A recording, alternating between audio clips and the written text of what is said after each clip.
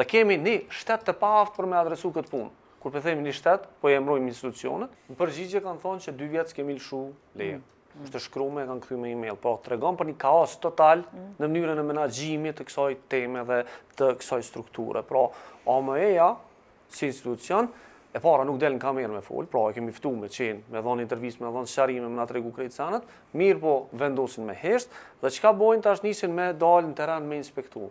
Më falë, nëse nuk e ki listën sa leje i ke lëshu, cilat biznese i ke inspektu, keni parasysh, leja nuk lëshohet pa e bani kontrollim fizik fillimisht të objektit për me mrime bo. Çka e të dosh me bo tash me inspektime?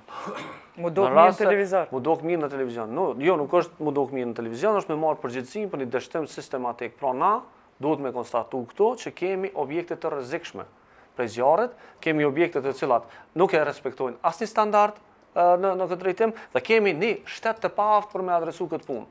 Kur për themi një shtet, po e emrojmë institucionet, të cilat nuk kanë mri me garantu një sistem normal. Çka është problemi tjetër?